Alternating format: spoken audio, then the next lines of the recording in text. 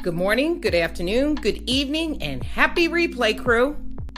Thank you for joining me on Saintiny Radio, where we talk about real, relevant, and relatable topics. Come experience information you can use to further enrich your life and some benefits for others.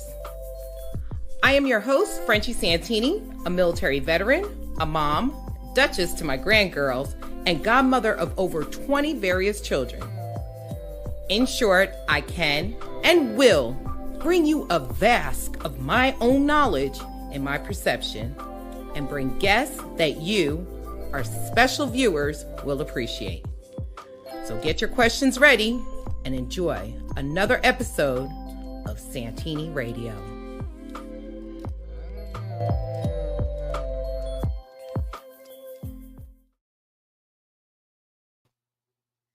Hey, good morning, good afternoon, good evening, and happy replay, crew. Hey, it is Saintiny Radio. Check us out on SantinyRadio.com. If you are on the replay, go ahead and type hashtag replay crew. Yes, replay crew. Crew is spelled C-R-U. So go ahead and hit the replay crew. So we're back on the saddle out here in these streets. And last week we talked about hiking and we talked to our super hoe. Remember, hoe stands for happy over everything. We talked to our super hoe, Amy, and we just talked about hiking. And since then, she took a hike. I think it was 21 miles. Was it 21 or 12 miles? I don't recall which one it was, but up at the Appalachian Mountains or something. I know she drove a far way to go hiking. So she's still on the hiking boy trip. It is phenomenal, the things that she's doing. So if you have any other questions for Amy, remember that you can always go to her website or her Facebook and talk to her about hiking. She does it every single day. I'm telling you, she's out there all the time. So thanks a lot for everybody who came to last week on our hiking show. So today, freaking awesome, man. We are talking about this subject right here, the evolution of a man-child. What? Oh my goodness. Yeah, the evolution of a man-child. And the person that we wanted to talk about, the evolution of a man-child is one of our favorite prayer brothers. Can you hear us, hon? We're getting ready to come on. All right. So let's welcome to the screen, Mr. Hunt, right here with us. Thank you so much for coming. Can you hear us? Yes, ma'am. Can y'all hear me? Okay, definitely. Yes, we can hear you. So let me go ahead and start with the definition of a man-child, okay, from Webster's Dictionary. Now, we always like to start with the definition of what we're talking about, okay? So the Webster's Dictionary says that a man-child is a noun. It's a man who has the qualities of a childlike man, okay? Another definition that we found is an adult male who still possesses psychological traits of a child. Okay. So basically, do you agree with either one of those definitions, Hunt? Oh my goodness! As you were talking, I'm process. I done heard man child thrown out there, but I ain't never heard the definition. And as you reading the man child definition, they spot on. They spot on. I can't disagree with Webster on this one. Right. Amy's out there saying, evolution of a man-child. Yeah, we can hear you. Everybody's saying that they can hear you. So, hey, Tyrone is on. Hey, Tyrone, how you doing, brother? Yes, Tense of Life is tuned on. Thank you so much for joining us. So, tell us a little bit about yourself. Tell us where you are, like right now, who you are and why you would be the residential expert on this man-child subject. All right. Well, I'm a college graduate of the Man Child University. Um, Um, I think I might have a PhD, a bachelor's in that one. But who I am today, I'm a guy who was that definition. I was that definition, and the crazy part was I'm that definition not long ago. I done got to a place in my life where I done made a lot of mistakes. Done got to a point in life where I'm more mature enough to even open up about it because I didn't realize there's a lot of me's out there. There's a lot of brothers out there that kind of done lost their way or lost where they were supposed to be going. And as far as also with me, it's I'm a husband, I'm a father, I'm a surviving PTSD warrior. I'm a military veteran. Um, a brother who just trying to clear the way and by sharing his story, letting my story be heard, and helping others that might be falling short of where they're supposed to be at in life. So that's who I am, I think, in a nutshell. Okay. Um, let's go back. Let's go back to your childhood. I see Joseph saying, "What's up, Hunt?" Amy called you a Dr. Man child. That's so funny. So, so when you were younger, who was the people who was in your life that you called your hero? Who were those people? My heroes growing up were, to be honest with you, I had a few of them, but the main one was my grandfather. My grandfather was a entrepreneur. My grandfather, I'm celebrating his death anniversary a couple of days ago, but 25 years ago, I lost him and my mother on the same day. But my grandfather was an entrepreneur. He was a man's man. He was well known in the community. He was just that go to man, like literally to the point where I was trying to be like him in the fifth grade, fourth in elementary. It was my granddaddy was one of those suit Stacy Adams, fresh to death everywhere he go. I'm talking about like the brim, like he he looked like money. He looked like money. I could see him. I could picture him walking in the room right now, and he gonna look like money. So that was my main hero. Then my other heroes, I grew up around. To be honest with you, I grew up around a lot of dope boys. Like my mama ran the streets, so it was to the point where it was a lot of guys who were coming in and out. There was some big time hustlers. I can't even lie about it. They was big time around the city, and I looked up to them because they had the money. It ain't like I seen doctors and lawyers as my next door neighbor. So me seeing the dope boys as the next door neighbor, I wanted to be them gamblers and hustlers. I just wanted to be that when I grew up.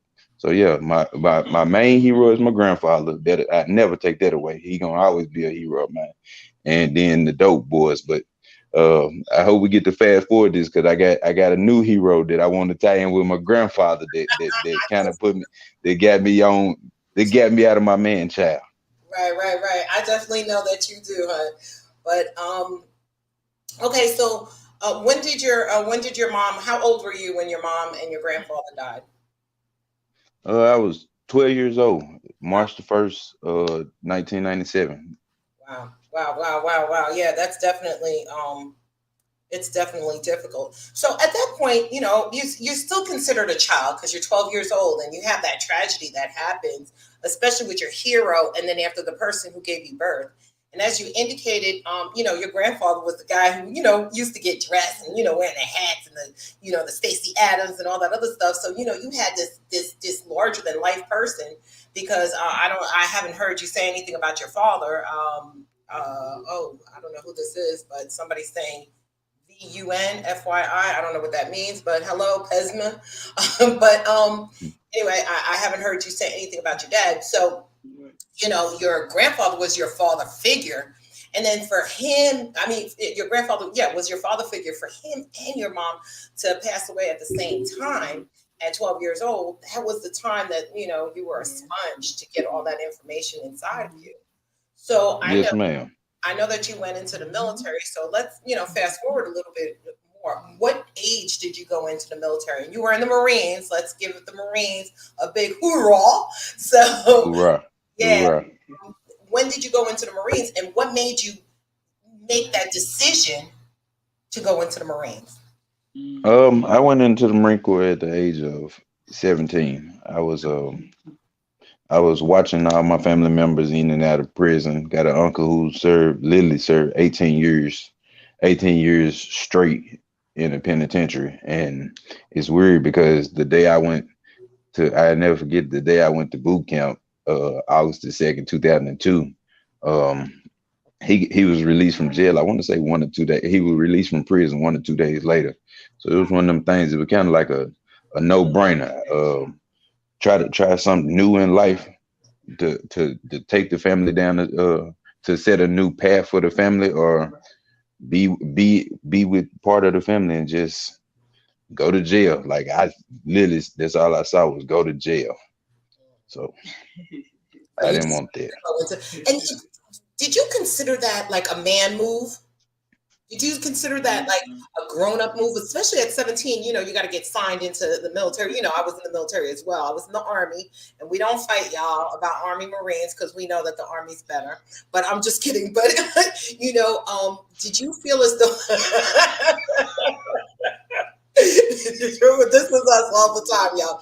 But did you feel as though that was like a man move? Did you feel as though that that you would become a man, or this was a man move to go ahead and go into the military because of the simple fact everything that you saw around you was kind of like not childish, but it was just like it was not going to progress into something positive, you know? Uh, I do look at it as I thought it was gonna be a powerhouse move back then. I'm not gonna lie. When people was asking me what I was doing after high school, I was telling them I'm going to the Marine Corps. And part of me going to the Marine Corps, I used to joke, but I wasn't joking at the time. I thought I was serious. I used to tell folks like I just knew I was finna go be rolling around in money. It was almost like being drafted to the NBA or the NFL. I was telling people that yeah, when I graduate boot camp, I'm coming home with a Hummer on 23s, and this was in 2002. So I mean, as you can tell, I just knew I had, but I know people like, oh, them some small rims, but back in those days in 2002, them rims weren't even thought of yet. So I'm telling folks, I'm finna go get me a Hummer on 23. So I just knew I was gonna be rolling around in money. I thought it was like a powerful move because I was literally leaving. I was gonna get to leave this city. I was literally run. Matter of fact, I even tell people to this day, I was running from this city. I seen the pipeline before the pipeline got talked about, and fast forward to today, it's still like I can see the pipeline. I done moved back home. I can see the pipeline. They literally, and I hate to say it, they literally from school to prison. Like that's the rotation down here. I don't know about everybody else city, but literally it's to the point where they building a new jail on top of the jail that ain't even old yet. So it's just one of them things where I was trying to escape. That was my form of escaping. Like I said, I thought I was gonna be rolling around in money, get to come back home and take care of my family. So I thought to myself, like, I didn't even know what it was. You know what? I'm gonna backtrack a little bit. I didn't even know what a Marine was. I Right. just knew it was my escape ticket. When I Wait, joined, they you told have me I was gonna be doing. do you have a Hummer now? Somebody's asking you. Do you have No, I do not. I still am chasing my Hummer dreams. a Hummer? But You know, it's to the point where a lot of people think, and it's true, I mean, from one military person to another, they think that, before you go into the military, you think that you're going to come out, oh, you're going to be there, and, there's going to be a whole lot of money. They're going to give you a plane. A lot of people think, they give you all these clothes and all that other stuff. And when you get in there, you find out that it's just like a job, like any other job. It's just there's additional things that we do. Like we get up way too early in the morning. We run too much. It's like nobody's chasing us, but we're still running. But you know what I mean? So it's this thing. And at 17 years old, because when I went in, I was much older. At 17 years old, you haven't even lived a lot of life to go into the Marines at 17 after, 5 years ago, 5 years prior, you had that tragic thing happen with your mom and your grandfather. So it's like it's a lot. Do you believe that that's when you started drinking? Because I know a little bit about your story. Do you think that you believe that your drinking really started in the Marines? uh I would say it didn't start in the Marines, but the Marine Corps pushed me to be a heavier drinker. Like I didn't realize it But literally, I was at the age of 13. I was literally showing up to the party with 2 bottles of Jose Cuervo. Wow. One, because I was looking for acceptance. So it was like, oh, here come Lil Hunt with the bottles. So I was one. I'm that go-to guy walking in the building. I'm supplying the alcohol at the age of 13. But getting to the Marine Corps, it was almost like it was a celebration. Like everything. I'm talking about you woke up this morning, you breathing, let's drink. Literally, like you finish your food, time to drink. We celebrating the Marine Corps birthday. Oh, we finna get drunk. Oh, we just finished a hike. We getting drunk. We just finished a run. We getting drunk. So it was more celebrated and pushed upon into the culture. But I just want to say this because it might be somebody who's thinking about joining the military or some military folks listening to this. It was pushed upon me so much, but when it became a problem, the military is not gonna help you. The moment you start staining yourself with the alcohol abuse, they gonna turn their back on you. So it literally got to that point where it was almost like they done made me a world class drinker. I drunk just as hard as I was a Marine in uniform. Like when offline I partied, and it was like I was drinking heavily as I don't know what. But the moment I started getting in trouble, the Marine Corps like, oh, we don't have no, that ain't our problem. Go out and handle yourself and come back and let us know. Matter of fact, not even just come back and let us know. We gonna charge you with the same charges you getting out in town. So like they didn't prevent it at all. That is crazy. We have a question out here from our, not a question, a comment actually, from one of our viewers. Actually, she was in the military too. That's my battle sister, Amy. She Hey said, Amy, "Huh, how you doing? I ran into the army for the same reason. I didn't know the difference between active and reserve. That $1,500 a month made me feel rich." It's the truth. We really thought that we were rich. I mean, when I went in '94. So I don't know how much we got paid then. I think it was like maybe $800 a month, and that was like, oh my goodness. You just thought that you had it like that. And yeah, I can see how the Marines, the Army, the Air Force, and all the other services, the Coast Guard or whatever, if you already have a drinking problem, how it can actually increase while you're in the military. And that's great advice not to allow allow yourself to get into that position, but know that the military may or may not help you. But before we move on, let's go ahead and get. We're going to do Santini Radio viewers questions. So our question is today is: do you know a man child? Please do not announce their names. Don't put them out on blast over here on Santini Radio. Just put a number one in here. We're going to give you 30 seconds to shout out your state.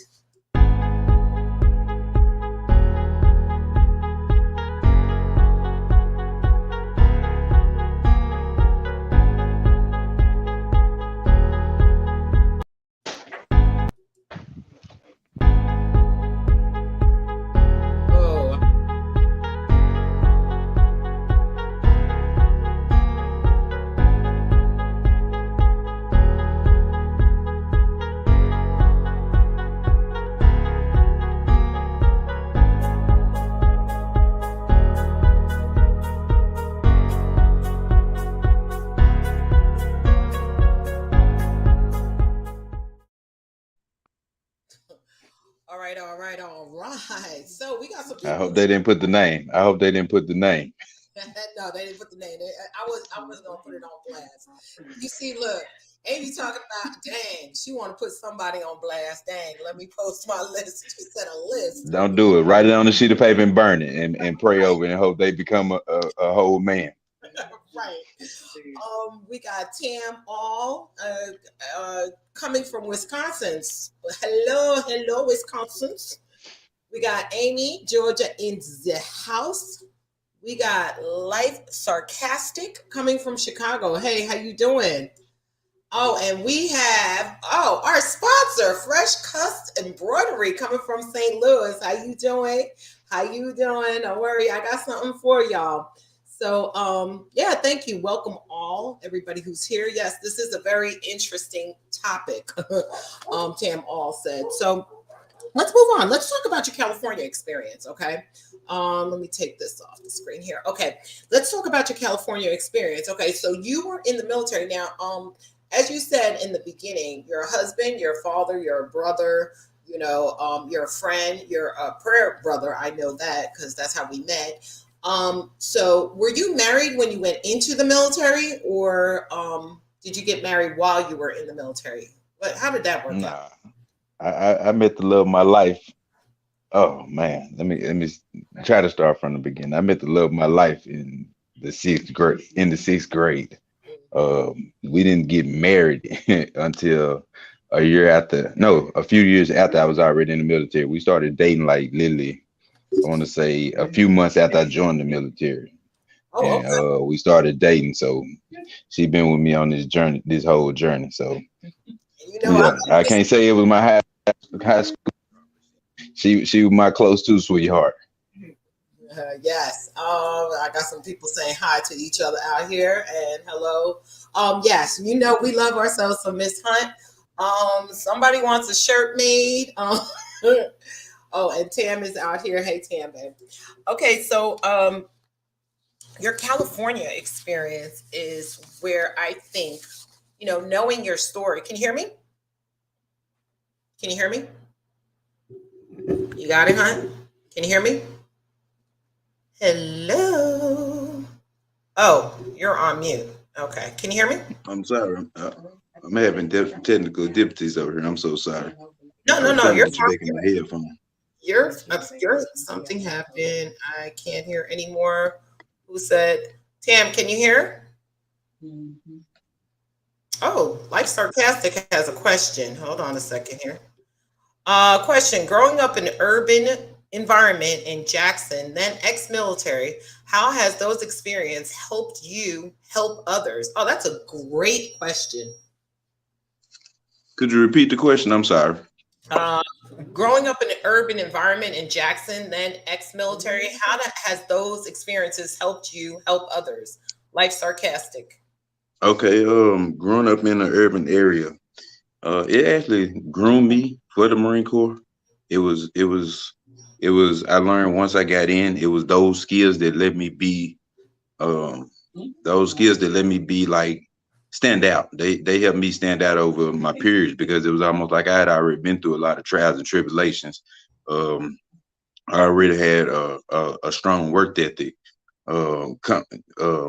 We might get into this a little bit later or for a future show, but my mom taught me at an early age how to cook, clean, and all of the necessities. So it came a part where when I joined the Marine Corps, it was already second nature. A lot of things were. So it sure helped out, and it helped me be sociable. Now I'm not gonna lie, it led me to find a lot more. One second. Miss Saintiny, can we take some questions for a second? I'm gonna have to get my headphones back up. I'm so sorry. Sure. Let me talk to the people real quick. Why don't we go ahead and go on?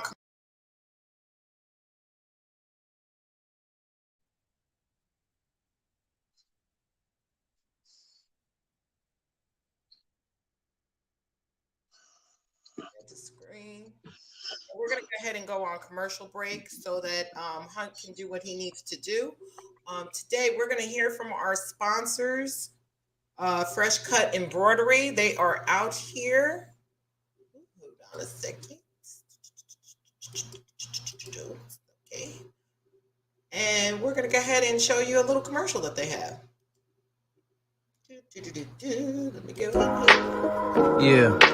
So as you can see, we have many different colors available. Some hats you can get for $7, some you can get for $8, some you can get for $10. Yes, you can mix match $7, $8, and $10 hats. You can do it however you would like. But you gotta buy at least 30 of them, and we can work with you. So go ahead send over your logo so we can get started. And Fresh Custom is here to help you. Just know that. Thanks for choosing Fresh Custom. All right, so we got Fresh Custom Embroidery in the house. They're here and they're ready to help you out. So if you need them, go ahead and check us out. Check them out. Fresh Cut Embroidery, who is on the line right now. If you could throw up your website, throw your IG, your Twitter, every single thing that you have, throw it up there so that the people here at Saintiny Radio can check you out. We love your TikTok. It is just fantastic. I know they have great things. So if you need any kind of embroidery, your hat, you want your logo on there, I need y'all to go ahead and contact Fresh Custom Embroidery. They will put all their information out there as soon as possible, and we'll make sure that we'll put a link to their stuff as well. Oh, wow. Oh, so Tim is on here. And she says, before we get to our next question, because there is a question that we do have, but she says, interesting that you said that about your mom. I teach my son life skills. Now, talking about life skills, because your mom passed away, it's at 12, you were 12 years old, so you weren't able to get that female perspective of things, but you also didn't get that male perspective of things as well because of your grandfather, who was your father figure. And is your brother older or younger than you? I'm the oldest. He's 2 years younger than me. So there you go. So you were supposed to be giving that to your brother, you know what I mean? But you didn't get it yourself. So, okay, so you go into the Marines. As you were talking, you're going to the Marines and everything else. You're dating this beautiful young lady and everything else, and then after you get out of the Marines and you go to California. Now, we have a question. I have a question that I want to put out there. Why do One second before you go into your question. Yes, sir. I was in the Marine Corps while in California. So it was the Marine Corps that took me to California. So I wanted to put a correction there. And if you don't mind, I would like to speak to that woman's question about her statement question about the instilling in her son.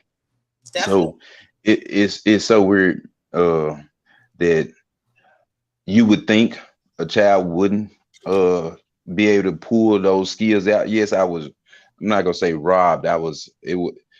I didn't get the full picture of what the skills was gonna be, but at a young age, it's so crazy because I had to take on them skills. I didn't realize I was slow me down. I didn't think I was getting those skills when I was getting them, but being that she left me at such an early age, matter of fact, it kind of go to the podcast. I mean, to this show. It turned me into a man child because I got stuck replaying the memories of 12 and below. So like literally, like when they say you traumatized, I was traumatized to a point to where I'm leaning on trying to remember what my mama taught me. What was the last moments I had with my mom? What was the memories I had? So at a young age, I grasped onto them very early, and I had to hold on to them because technically those are my only memories of my mom and my grandfather, which he was basically my father. I can't even lie. He was basically my father because he groomed me to where I am today. But I don't know if we're going to go into this one, but I'm just say, be careful of your methods of training a child. Because me and my mother did not have a good relationship. Like I know I can send this radio show down a whole different level because I'm gonna say it, Frenchie. I don't know if we're gonna go there, but literally, I didn't have a respect for my mother when she died. I know that's hurtful. A lot of people wouldn't want to hear that, but I didn't have a respect for her until about the age of 19 or 20, when I realized those skills that she was instilling in me were the skills that I was living by. So I just wanted to point that out there. We will definitely bring you back and talk about that, because a man and his mom, usually that's the first love of your life. Your mom as a male, they say the opposite sex child to the parent is the most important parent. So for for a little boy, their mom is like super important, and their little girl, their dads are super important. Not saying that, because I know you have a son, he likes you too. You know what I'm saying? But he loves his mama, okay? But so you can forget all that. Yeah, he'll like playing football, but when he gets a cut on his finger, he ain't coming to you. He's going straight to mama hunt. So you can forget that. But yeah, teaching life skills to a child, no matter what, it's really difficult. Yeah, he is definitely keeping it real, Amy. Now this is the big question. I don't believe nobody asked this question. Why do they call you Hunt? Oh, why do they call me Hunt? So Hunt is, in a nutshell, the brand. It's me. It's the name that I go by. It's actually my last name. A lot of people don't even know that. Hunt is my last name. I've been going by my last name since a young age. They used to call me Little Hunt. You had my uncles who was Big Hunt. But matter of fact, you know what? I'm gonna keep it real, like you said. So Big Hunt was, they called both my uncles Big Hunt. Both of them was in the penitentiary. So keeping in chasing that her mindset, I nicknamed myself Little Hunt. And then when I joined the Marine Corps, everybody was calling me Hunt. So it just was a name that stuck. And now everybody, it's a unique name. When I show up, once you meet Hunt, you ain't never met a Hunt before. So it's almost like I know who Hunt is. So I don't care who you talking to around the world. They say I know Hunt, you know who they talking about. It's me. So yeah, that's Hunt is the brand. Wow, Hunt is the brand. So we're talking about being a man child. So, I see there are a couple of components of why maybe you felt as though that you were a man child during the time, because we only got to, like, let's say California. We haven't gotten from California on. And there's a lot of things that I would love to bring you back on that you talked about, and bring you back on these different subjects. But to keep in mind of the subject of the evolution of a man child. So of course when you were a kid, you were a kid, and then when you went into the Marines, you felt as though that you were going to be a man because you were going into the Marines. However, there was a couple of things that you were doing that you shouldn't have been doing, and then after you went to California via the military, and there was a couple things, and I know what state are you in, if you're willing to tell people what state you're in. I'm in Tennessee. I'm in a place called Jackson, Tennessee, my hometown. I'm not ashamed of it because it made me who I am. But I'm in Tennessee. I just ran from it, but I'm not ashamed of it. So, you being in Tennessee, your wife was in Tennessee. Well, was she in California with you? And then Initially.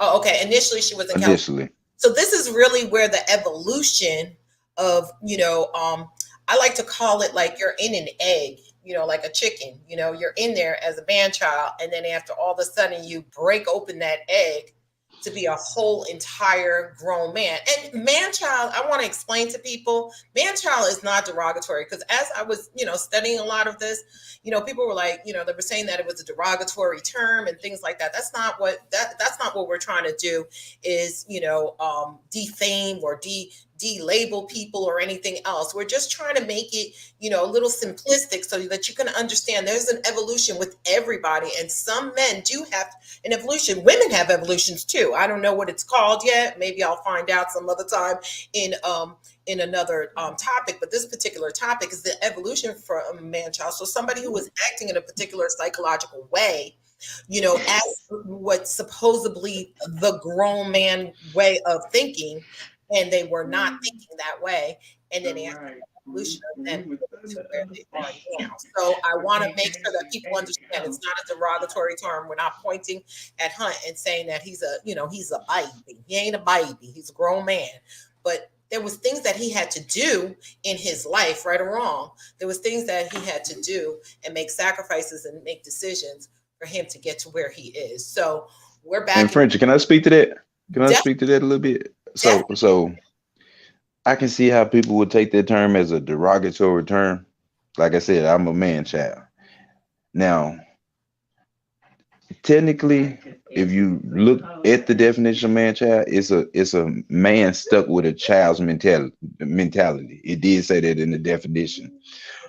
But then you also got some man childs running around here. So it's two man child. It might be more, but it's two man childs to me running this earth. You got the one who is stuck in a childhood trauma and they haven't quite evolved into the man. Or you got the man childs that's running around here that are just childish and they're not gonna grow up. They're not growing up. I'm praying that they do grow up, but they're not growing up. So they could evolve, but they stay stuck in they childish ways. So I look at it as it's two man childs running around here. It's somebody like okay. I was matter of fact, it's so crazy. I was both because I started off as a man child being stuck in a trauma from a childhood. Then I got older, and then I became the man child that was had childish ways and was a grown man, a whole grown man walking around here doing childish things. So it I can see how it could be taken as a derogatory term, but at the end of the day, it depends on if they're stuck there for a reason and they can't break the cycle versus I'm just a man because my age say I'm a man. Right. I have no reason. Like I want to party as I'm 50 years old and I want to party as I'm 18. I'm 40 years old and I want to party like I'm just turning 21. Those are that is a child, a man, a whole man being a child. So it's a big difference. So you got the traumatic child, man child, and then you got the childish man child. I guess I'm gonna coin my own definitions right there. The childish man child. Yeah, definitely, definitely. There are two different types, and as I did a little studying over it. And sometimes there is a particular trauma, but there comes a time that we can't just keep saying, well, because this happened when I was a kid is the reason why this is going on now. There comes a time that you make a decision to change your childish ways. For example, there is a passage, I believe, I'm going to screw it up, in the Bible that says, when I was a child, I acted as a child. And when I became a man, I acted like a man, right? And man was, man or a woman. But in the Bible, it actually says that. So, or I put away my childish things and became a man. I'm not sure how it goes. So anybody who really knows, go ahead and put it down on, in the comments, because I will screw up a Bible verse in a minute. So, but it's an evolution. It's definitely an evolution, and that's why it's great that we're talking about this. So, what is one thing that you can take from your past experience that you can caution other future future man children or current man children, to get out of before it starts plummeting, downwards? Okay, kind of going back to my coin definitions. I would say one, if you facing some trauma, I know, um, I know nowadays it's not cool to go seek help or get a therapist or let it out. I would say go try to get that thing fixed before you transition into the childish man child, because I think the childish man child correlates with the man child, and it's if I would have seeked help, I probably could have prevented a lot of the headaches and a lot of the bumps in the road that I ran into if I would have went on and got that help. But if you already I'm gonna try to speak to both. If you already the childish man child, I'm gonna need you to go back and start facing your traumas, because you only acting out right now because you didn't go back and face the trauma. I literally had to turn around and go back and face the trauma, and it wasn't until I did that till I got my evolution on. It wasn't until I started getting transparent and letting other people point out, like, hey, you kind of a grown child. You look like you doing child, like you really are a grown child. And it took me to go back and say, you know what? Wow, I was stuck, and I'm gonna even get mine the age. I was stuck between the age of 7 and 12 in my head. But then when I got older, like I said, I just got stuck at the age. I got stuck at the age of 21 and doing 21-year-old things. So Wow. yeah, hope that answered the question. That definitely answered the question. Thank you, Amy. She put it out. 1 Corinthians 13:11. When I was a child, I spoke as a child. I understood as a child. I thought as a child, but when I became a man, I put away childish things. Yes, thank you so much. So it's 1 Corinthians 13:11. So y'all can look up that. We have a question out here from a fresh custom embroidery. Oh, I'm sorry. What is one thing you would tell your 25-year-old you? Not me. Uh, I get my 25-year, my 25. You still 25, so quit playing with these people. My right. 25-year-old me. Let me see where I was at 25. I would tell myself, quit trying to stand out. And what I mean by that is, I was trying to be the life of the party. I was making up for them childhood traumas by being the life of the party. So I would tell the 25-year-old me, you don't have to stand out. Go get on your grind. Go dig down deep. Like I got a brother who I'm highly acquainted with that's 25, and he doing some tremendous things. I wish I could go back and be 25 so I can follow his path. So I would go back and say, you don't have to be in the spotlight. You can be in the background. Matter of fact, be in the background, making sure you ain't got no childhood traumas would be what I would be saying. Right. Oh man. Yeah, yeah. That's why, going back, if I knew then what I know now, it's like, oof, you could sit in there for like 3 minutes because there's no way of us going back. But this can help somebody else out. So, y'all who are sharing this broadcast with anybody else who's on the replay crew or whatever else. Oh yes, definitely. Remember, this is a cautionary tale. Hunt is okay now, but he had to go through a lot to be where he is right now. Tammy says also you have women child. Also, yeah, we got to figure out the name of that. We have to figure out the name of that. I mean, I guess girl child. I don't know. We'll look it up and see if we can do a show on that, and if somebody's willing to come on camera and talk about it. I probably can do that myself. So I wanted to leave that 1 Corinthians 13:11 up so that people can go ahead and go look at it. So now, how is the state of your relationship, not only with your wife, but with God and others?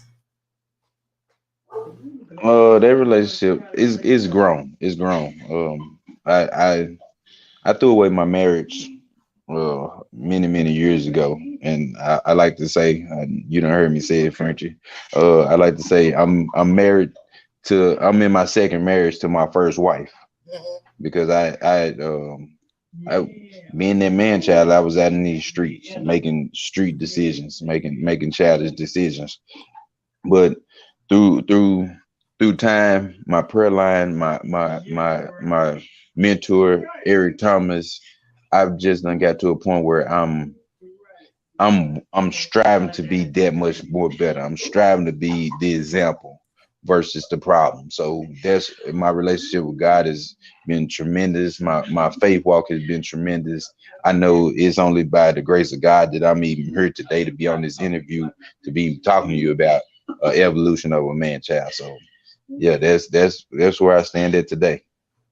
Now you said it. You said it. We got to talk about your current hero. I mean, your grandfather's always going to be your hero. But we want to talk a little bit about who your heroes are now since you've gone through this transition. Not only who your heroes are now, but who your heroes were that helped you through the transition. You talked a little bit about the prayer line, but who are your heroes, or who is your hero now that you feel as though you can look up to? Okay, so many years ago, I found a guy by the name of Eric Thomas. I don't know those who might not know him. When you first come across him, he is raw vocal guy, with a big message. He's very vocal with a big message, and it was him. I guess I'm gonna rewind just slightly. It was my grandfather taught me to be a man, provide for my home, and if you If you in the streets, you can live the street life. So if you got enough money to take care of home, you can take care of home.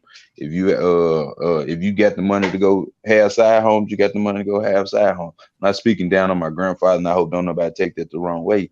But it's just my interpretation. And with him having that mentality, being that I looked up to you, I took that. Now, some of the like positives of that, I knew how to wine and dine my wife. I knew how to be put food on the table. I knew how to be a provider. I learned all them things from him. But it was, I'm not even just gonna say my grandfather. It's a stigma back in the days that the older generation had. Like, if you the man and you putting the bread on the table, you can go out and do whatever you want to. And I was a product of watching it, and it wasn't just my grandfather. I kind of watched it from. I watched it from the dope boys. The dope boys were showing up, whining and dining the girls, and it's almost like they got a new girl here, a new girl there. So I'm thinking that's cool. Now fast forward to my new hero, Eric Thomas. I heard that man say the word marital bliss, and I ain't never heard nobody say no word like marital bliss. And he made it okay to be happy in a marriage. He let it be known that you ain't got to go out and have all of the sides behind your wife back. You can be happy at home. That one matter of fact, if you take all that same energy that you giving to 1,000 women and give it to one, ain't no telling what next level you finna reach. You finna reach a whole nother level by pouring all your energy into this one female versus you spreading your energy amongst thousands.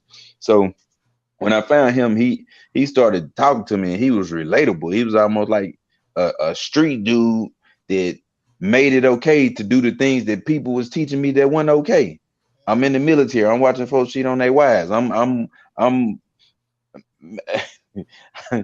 I'm watching people just throw their life away over some dumb stuff. And he was teaching me like, hey, I'm like he became a father figure also. It was almost like he was teaching me it's okay to be the head and not the tail. He was teaching me to be the number one husband of the year. Matter of fact, his term, he was teaching me how to be a 7-figure husband.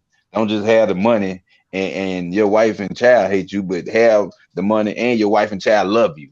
Right. And your spiritual level is a 7-figure plus, and your fitness is 7-figure plus. He was teaching me all that, and so that's what made him become my hero because it was almost like the moment I found that man, I just kept him in my ear at all times. It was like I'm literally on the road driving, listening to him, and the man got so much content out here that he just make you want to ever evolve. He if anything I can say, he can help you bring that man child out of you. He can help get that man child out of you. So yeah, that's my new hero, Eric Thomas, also known as ET the hip hop preacher. Right, ET the hip hop. That is a real preacher. Yeah, he is a real preacher, y'all. We could testify to that. You know, if you want to check him out, go to etinspires.com. We'll go ahead and put that in the comments. And he has a whole lot of programs for a lot of people, different programs and things of that sort. You know what's great about what you said, Hunt? And I do want our people to hear this because not necessarily an African-American man says that another African-American man who's not related to them is their hero. You know what I'm saying? And yes, that is so powerful because, you know, and we're not crossing any lines, you know, it doesn't matter, you know, there are some Caucasian men who will say, you know, like Warren Buffett's my hero because, you know, he's the 5th, you know, richest person in the world or whatever else. But they don't even know him, you know. A place of change ministry on Saturdays. Thank you, Amy. But you, as an African-American man who has gone through things, an African-American young man who has gone through things, who are saying that another, you know, the number one motivational speaker in the world is your hero. You know what I'm saying? That is so powerful. That's just coming way out of man-child, because I would think that somebody who's still in those childish ways would be like, no, I'm not going to say that this person's my hero. I'm not even going to go look for something. Now, from what I understand, like you indicated that there was, you know, a time that you were not like number one husband of the year. You know what I'm saying? You were just not, you weren't the man. You know what I'm saying? Your wife was not like you're the man. Now, I know Miss Hunt, and by the way, I'm going to say it publicly. I will give you my address so I can get some of them clothes that she's wearing because she looks fabulous. But, now your wife is like, he is the man. And not only ET helped you, we call him ET or Eric or whatever, but not only ET helped you, but you sought out help. You sought help either with therapy or with a motivational speaker or somebody who was going to help you out of that situation. Can you talk a little bit about that? Yes, ma'am. So I can't. I wish I could remember the exact date I heard ET, but I do remember the exact video, and it was when you want to succeed as bad as you want to breathe. Um, Legendary video that EO put out. But when I heard that, I was like, oh, that like it was some in my spirit that moved just hearing him talk. So then I went and looked for, let me see what else he got to say.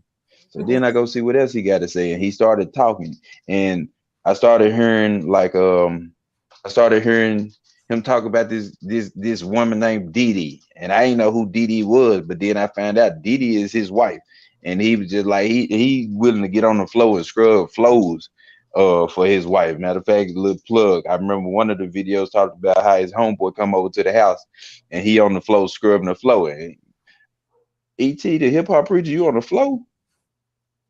You whipped. She got you whipped. And he was like, you didn't know? I must have been doing a bad job because I ain't let you know that I was whipped. And so he was making it cool. And then I'm not even gonna lie to you. I'm so glad you brought up the Warren Buffett. You got Caucasian man believing in Warren Buffett. The crazy part is I didn't know no African Americans that knew the name Warren Buffett. And my man been in the room with Warren Buffett. I knew who Warren Buffett was because I was seeking information. And through seeking information, I found out about a Warren Buffett. I found out about a Dan Gilbert. But when I'm listening to I'm like, hold on. He talking about Warren Buffett. And I'm listening to him and he's like, I'm in the room with Warren Buffett. I'm in the room with a Dan Gilbert. So I'm just like, wow, okay, this ain't no ordinary black man. He's not. And then he got to talking about you got Kobe looking up to Jordan.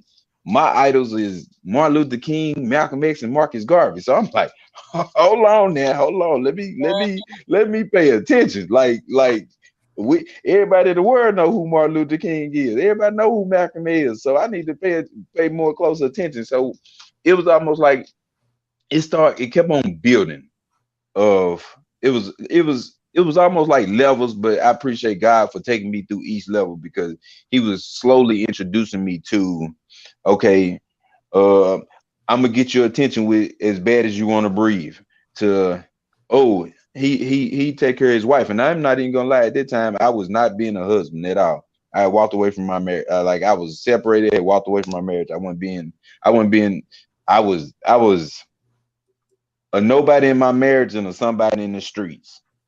Now I'm a somebody in my marriage and a nobody in the streets. I'm just lying. I'm still a somebody in the streets, but in a positive way. But yeah, that's how I end up getting to the point of wanting to follow a black man because it was unusual. We normally hear I'm not no basketball player, so looking up to a Michael Jordan when I want to be Mike. Emmitt Smith, I never got picked for a football team, so I'm finna be a running back. So it wasn't like those were the people. Matter of fact, at that time, okay, let me slow down. At that moment, I was selling dope. I literally was out selling dope, so I'm still chasing the dope dealer dreams. And then I'm hearing him, and all of a sudden, I'm having an evolution change to, hey, you don't have to do that. Hey, that's gonna get you caught up. Go focus on being a number one husband. And that's what I started doing. I started focusing on being a husband, which led me back to coming home, and the rest is being written in history. Right. Definitely. Yeah. Yeah, he has a tendency to be doing things that make you want to do things positively. When he talks, it's like you want to walk into a brick wall. Somebody in marriage streets, okay, Amy. Yeah, and I think that's super important that you find somebody, whomever it is. I don't know whether it's he or whether it's Warren Buffett, whomever it is. I would suggest you to find somebody that you can hang your star on, who has proven um, their ability to do the right thing, especially if you feel as though that you're not doing the right thing. Does that make sense? You know, you're not doing the right thing, and you're like, okay, let me find somebody who is, so that they can lead me to the right path, and not to get all religious with everyone, but go ahead and read your Bible, your scroll, your Quran, whatever your religious preference is, and see, the way that people lived back in the day and how much they love God. So that'll help you do what you need to do. Go ahead and like and love Santini Radio if you're liking what's going on. We're gonna go ahead and go back to commercial again, so that we can take like a 1 minute break, and then we got a couple more questions for Hunt, and then we'll be back. Let me see, which commercials should we do today? Let's go ahead and keep up fresh custom embroidery. Yeah. So as you can see, we have many different colors available. Some hats you can get for $7, some you can get for $8, some you can get for $10. Yes, you can mix match the $7, $8, and $10 hats. You can do it however you would like. But you gotta buy at least 30 of them, and we can work with you.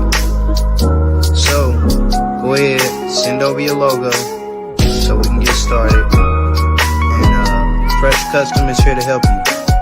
Just know that. Thanks for choosing Fresh Custom.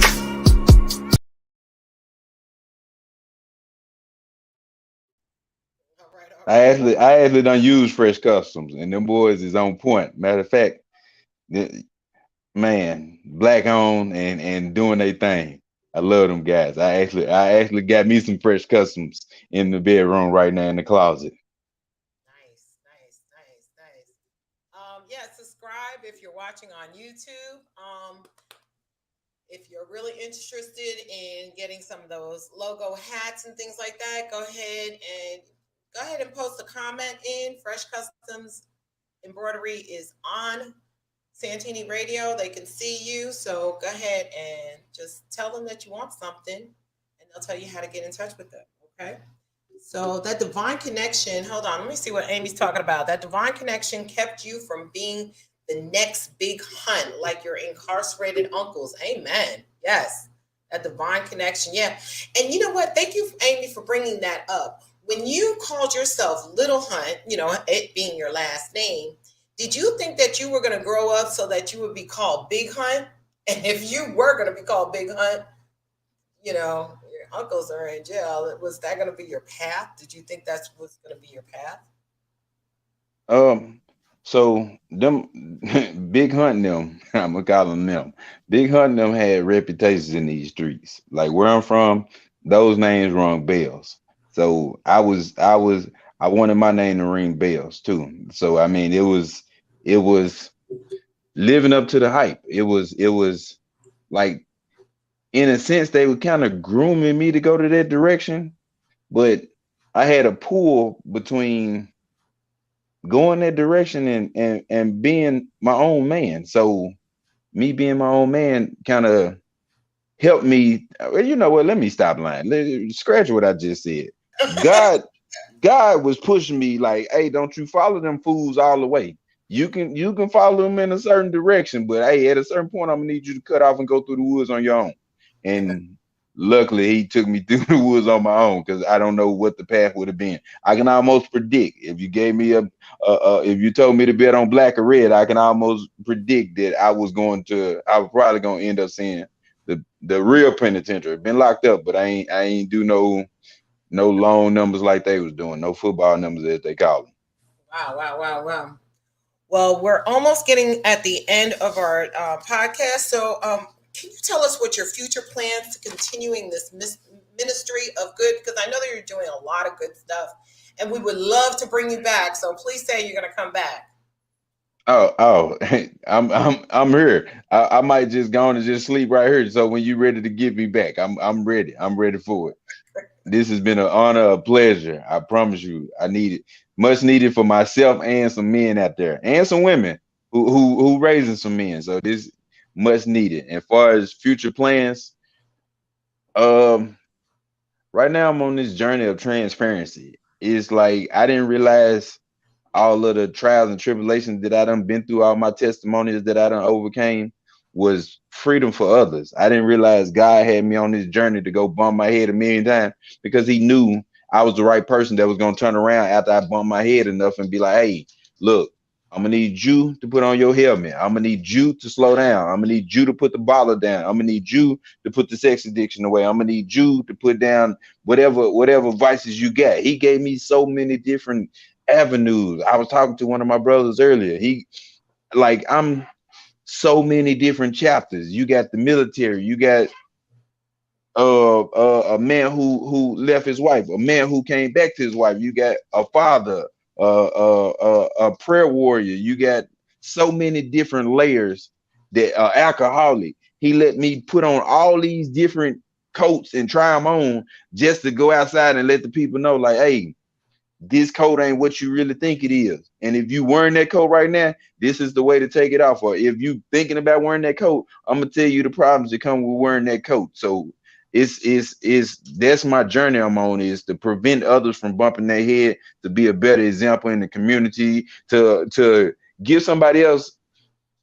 Okay, let me slow down a little bit. So people might have ET up here, and it's almost like, well, I can't get to that level. Well, guess what? Hunt gonna show you that he got to that level, but he gonna show you that you closer to him than you are to ET. So he gonna help you get to the next level. So each one teach one, pull the next one up. So that's my future journey, and it's almost like I keep on having a lot of people saying, "Hey, Hunt, speaking is your gift." So I don't know where that may lead me. I just know sharing my story has gotten me to where I am today. It let me free up that coat that had man child on the back of it. It has let me take that coat off. So yeah, that's me in my future. So are you gonna start getting like social media and all that other stuff so that you can start putting your journey on there? Is that Whew. the direction? You're like, oh no, not the social media. I know how you are with social media. So Okay, so let's so throw so that it one. so it's crazy you brought up the social media. So I have uh uh a man child hunt, and I got the new hunt. And the man child hunt does have a social media page. It's out there. He don't use it no more. But it was a lot of them, me wearing a lot of them different coats. But if you look at follow my social media now, it's you're gonna see me and my wife and my son living happily ever after. Is God gave me a new chapter, so I'm writing every day in that new chapter, and posting as I go along the way. Posting like Frenchie, I just got back from Dubai not too long ago. So I mean, the when you take off that man child coat, you get to travel a little bit more. When you take out that man child coat, you get to experience life. And so that's with the social media. So those who follow me on social media, uh, Hunt, uh, Hunt BC on Facebook, and Nationwide Remy Line on Instagram. Those who follow me can see this new evolution that I got going on. Okay. They won't let me let you go. So let me go ahead and reach. Hey, I'm here. I'm here. I'm here. Are you a prayer warrior now, Hunt? Amy wants to know. Joseph sent a heart, so but Amy wants. Am I Are you a prayer warrior now? am I a prayer warrior? I like to think that I'm a warrior that know how to pray. And I'm praying for a lot of people, and I got a lot of people that I'm standing alongside of that I know are some real prayer warriors, but I'm just a warrior that's out here praying now and Okay, trying to help people. is going to play small. So let me answer that question because he is the leader of our prayer group on Sundays. You see, he's sitting there trying to be all, well, yeah, I'm kind of like a prayer warrior kind of sort of. He's the leader of our prayer call on Sunday. So yes, Amy, prayer warrior. He's gonna try to don't try to be small. Make everything else. what you do. At least I do know. My cousin Mimi's on the line, and she said a lot of people could use your message. Yes, they do. Um, that meant you are Hunt. Yes, Amy said yes. So, can you see the comments? I don't know if you can see them. They're a little bit small for the device I'm on, but I can see comments popping up. I can't read them right now. I'm putting them out there. So, you said your Facebook is Hunt BC _. Facebook. Okay. Yes, ma'am. Okay. So, And him. can I throw? I'm looking forward to throw out there right now because I would be doing myself an injustice. So like Frenchie said, I do run a prayer call on Sunday mornings, 9 o'clock Eastern time. It's a slight commercial. I know you probably put this in some of the commercial, but I just want to put it out there for the people. You can find me on the prayer call at 9 o'clock on Eastern time at 425-436-6388. Pin code, access code is 41-84439. I repeat them numbers again for you. You just call and dial in 425-436-6388. Access code 41-84439. So we get live, and what y'all getting right now is probably the reason why Frenchie wanted me on the radio show, because it's almost like I do get very transparent. I do open up, and it's some freedom that goes on the prayer line. So yeah, you can join me at the Sunday roundtable for roundtable talk. I had to put that out there since you done put me out there to be the whole prayer warrior out here. So I had to go on and just give the people a little dose of where they can find me. It's 8 a.m. Central Standard, 9 a.m. Eastern Standard, correct? Yes, ma'am. Okay, I'm gonna go ahead and put it out. I put it out on the chat. Y'all can check it out. That is the phone number for the prayer call on 8 o'clock Eastern Central Standard Time, 9 o'clock Eastern Standard, correct? Yes, ma'am. And as far as the Facebook is Hunt space BC. My bad, correction. Hunt space BC. And like I said, Instagram is nationwide, like the insurance company, Remyline, REMYLINE. Oh, no, didn't have that. All right, I'm just putting it out there. Amy, if you could, go ahead and put that out there. Hold on, we got some more questions. Sent a video about marriage. Somebody sent a video about marriage. I can't get a video through here. But Amy is saying, thank you for your transparency, Hunt. Keeping it real hood. Your evolution is shining. Bless you and your family. Oh, amen. Fresh Cut Embroidery says, thank you for taking the time out to spread this information. Fresh Cut Embroidery. I just feel like I just want to put their commercial out again. Anyway, so I'm just loving that. So thank you so much, Hunt. I know, is there anything else that you want to talk to us about or tell us about this man-child thing? The floor is yours. All right. So I'm going to start here so I don't go on a tangent. Some of this interview I downplayed and didn't give the whole story of my marriage. But I would say being a man child cost me my marriage until I learned to put childish ways away. And I'm grateful to God because He has blessed me with a second chance to get back with my wife to redo it. But at the same time, he given me a platform to I can let the world know, I can let others know how to persevere through life. To the mothers out there who may be raising sons, you heard my story. My mother died past 25 years ago with my grandfather, who was basically my father. There's no right or wrong way for raising a man. There's no right or wrong way for raising a woman. Do the best that you can. But I think if you be transparent to them, I think it'll get you farther in life. It'll keep from build up man childs and build up women childs of the earth if you just be honest with them. And then also I learned this in the military, which I wish my mother would have took this approach, but I probably wouldn't have turned out who I am.